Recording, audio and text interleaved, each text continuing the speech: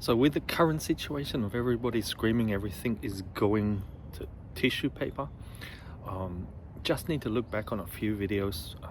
I mean, you can go all the way back until the beginning of this year, basically, but even over the last 4 or 5 videos, I've been talking about how I see this playing out leading up until March of next year.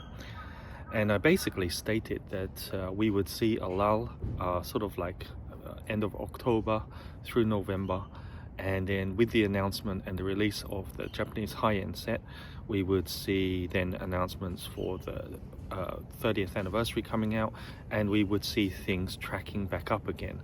So we'd see a dip, opportunity to buy, and no financial advice here, tracking along the same lines as we saw with the 25th anniversary. Now, if you go back to the 25th anniversary and you see the news and stamp date that and go back and have a look at news which was around about October, November, even December time, because Japanese end of year set didn't come out until the first week of December, but this year it's coming out in the last week of November, which is a big difference actually, because it bumps up FOMO a couple of weeks earlier. So you will you will see there's a little bit of a difference there for sort of like the December time, but basically we're on track, exactly the same situation. October and November is cooling off, and my prediction on top of what I've been saying is that we will see an uptake on Japanese products, because we're seeing a surge of products in English products into the market. People are able to get stock, able to walk into the local shop and pick something up more readily than they were able to do so. And we see the prices of English come down, but it takes time to work through to the Japanese market. There's always a lag, there always has been.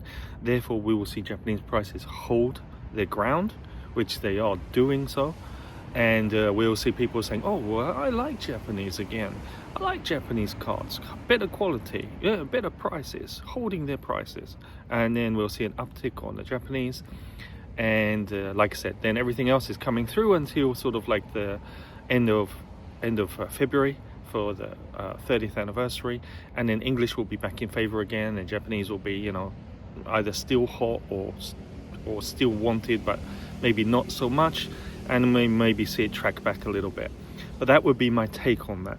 Like I said, no financial advice at all, but it's going pretty much as I expected. So for my own, if I take my own words of advice, this is a buying period for anything like English kind of products, and also for some ultra modern Japanese products. Slightly dipping, but not too much at all. But yeah, I think it's pretty much doing as I expected. So yeah, you know, take it or leave it. But history kind of does repeat itself in the hobby quite often. So yeah, do what you need to do, and buy from rainy Tokyo today.